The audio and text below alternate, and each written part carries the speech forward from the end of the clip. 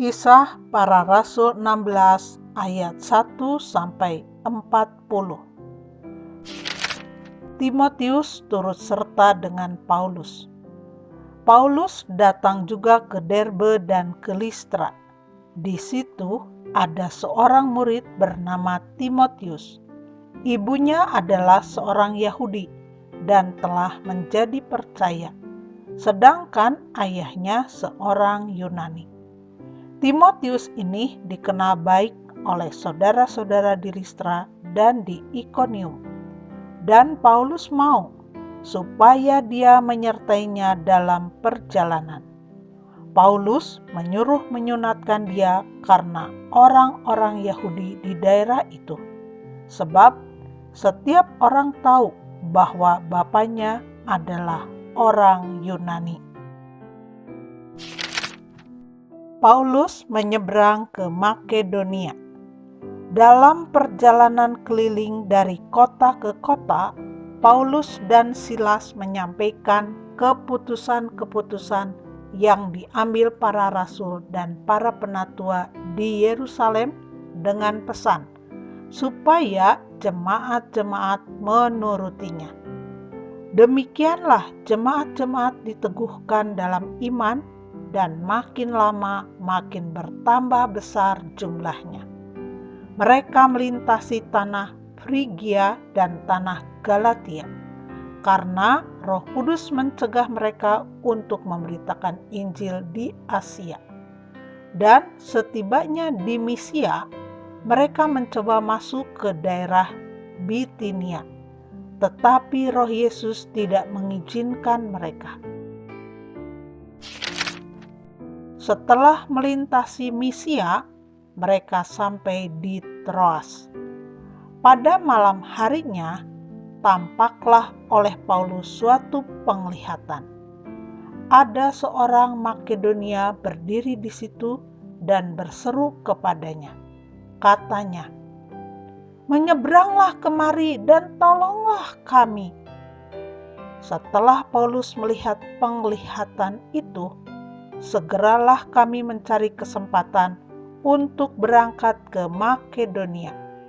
Karena dari penglihatan itu kami menarik kesimpulan bahwa Allah telah memanggil kami untuk memberitakan Injil kepada orang-orang di sana. Lalu kami bertolak dari Troas dan langsung berlayar ke Samotrake. Dan keesokan harinya tibalah kami di Neapolis. Dari situ kami ke Filipi, kota pertama di bagian Makedonia ini, suatu kota perantauan orang Roma. Di kota itu kami tinggal beberapa hari. Paulus di Filipi. Pada hari Sabat, kami keluar pintu gerbang kota. Kami menyusur tepi sungai dan menemukan tempat sembahyang Yahudi yang sudah kami duga ada di situ. Setelah duduk, kami berbicara kepada perempuan-perempuan yang ada berkumpul di situ. Seorang dari perempuan-perempuan itu yang bernama Lydia turut mendengarkan. Ia seorang penjual kain ungu dari kota Tiatira yang beribadah kepada Allah. Tuhan membuka hatinya sehingga ia memperhatikan apa yang dikatakan oleh Paulus. Sesudah ia dibaptis bersama-sama dengan seisi rumahnya, ia mengajak kami. Katanya, "Jika kamu berpendapat bahwa aku sungguh-sungguh percaya kepada Tuhan, marilah menumpang di rumahku." Ia mendesak sampai kami menerimanya. Pada suatu kali ketika kami pergi ke tempat sembahyang itu, kami bertemu dengan seorang hamba perempuan yang mempunyai roh tenung. Dengan tenungan-tenungannya, tuan-tuannya memperoleh penghasilan besar. Ia mengikuti Paulus dan kami dari belakang sambil berseru. Katanya, "Orang-orang ini adalah hamba Allah yang maha tinggi. Mereka memberitakan kepadamu jalan kepada keselamatan. Hal itu dilakukannya beberapa hari lamanya.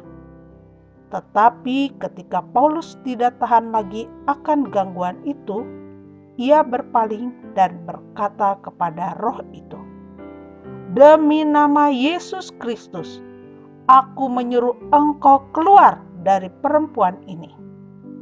Seketika itu juga keluarlah roh itu. Kepala penjara Filipi.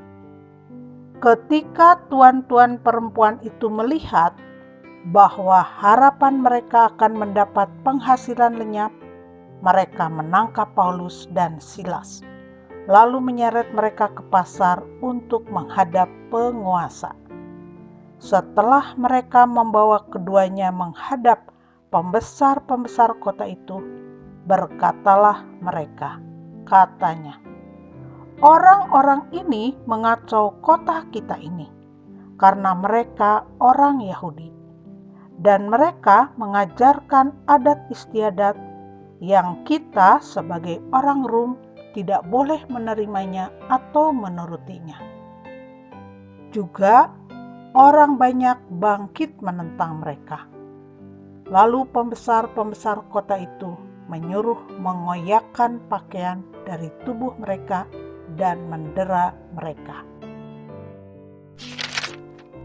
Setelah mereka berkali-kali didera, mereka dilemparkan ke dalam penjara. Kepala penjara diperintahkan untuk menjaga mereka dengan sungguh-sungguh. Sesuai dengan perintah itu, kepala penjara memasukkan mereka ke ruang penjara yang paling tengah dan membelenggu kaki mereka dalam pasungan yang kuat. Tetapi kira-kira tengah malam, Paulus dan Silas berdoa dan menyanyikan puji-pujian kepada Allah, dan orang-orang hukuman lain mendengarkan mereka. Akan tetapi, terjadilah gempa bumi yang hebat, sehingga sendi-sendi penjara itu goyah, dan seketika itu juga terbukalah semua pintu dan terlepaslah belenggu mereka semua. Ketika kepala penjara itu terjaga dari tidurnya dan melihat pintu-pintu penjara terbuka, ia menghunus pedangnya hendak membunuh diri, karena ia menyangka bahwa orang-orang hukuman itu telah melarikan diri. Tetapi Paulus berseru dengan suara nyaring, katanya, "Jangan celakakan dirimu, sebab kami semuanya masih ada di sini." Kepala penjara itu menyuruh membawa suluh, lalu berlari masuk, dan dengan gemetar tersungkurlah ia di depan Paulus dan Silas. Ia mengantar mereka keluar sambil berkata, "Tuan-tuan, apakah yang harus aku perbuat supaya aku selamat?" Jawab mereka, "Percayalah kepada Tuhan Yesus Kristus, dan engkau akan selamat, engkau dan seisi rumahmu." Lalu mereka memberitakan firman Tuhan kepadanya dan kepada semua orang yang ada di rumahnya. Pada jam itu juga, kepala penjara itu membawa mereka dan membasuh bilur mereka. Seketika itu juga ia dan keluarganya memberi diri dibaptis. Lalu ia membawa mereka ke rumahnya dan menghidangkan makanan kepada mereka. Dan ia sangat bergembira bahwa ia dan seisi rumahnya telah menjadi percaya kepada Allah. Setelah hari siang, pembesar-pembesar kota menyuruh pejabat-pejabat kota pergi kepada kepala penjara dengan pesan, "Lepaskanlah kedua orang itu." Kepala penjara meneruskan pesan itu kepada Paulus. Katanya, "Pembesar-pembesar kota telah menyuruh melepaskan kamu. Jadi keluarlah kamu sekarang dan pergilah dengan selamat." Tetapi Paulus berkata kepada orang-orang itu, "Tanpa diadili, mereka telah mendera kami, warga negara Roma, di muka umum, lalu melemparkan kami ke dalam penjara. Sekarang mereka mau mengeluarkan kami dengan diam-diam? Tidak mungkin demikian. Biarlah mereka datang sendiri dan membawa kami keluar." Pejabat-pejabat itu menyampaikan perkataan itu kepada pembesar-pembesar kota. Ketika mereka mendengar bahwa Paulus dan Silas adalah orang Rom, maka takutlah mereka. Mereka datang minta maaf, lalu membawa kedua rasul itu keluar dan memohon supaya mereka meninggalkan kota itu.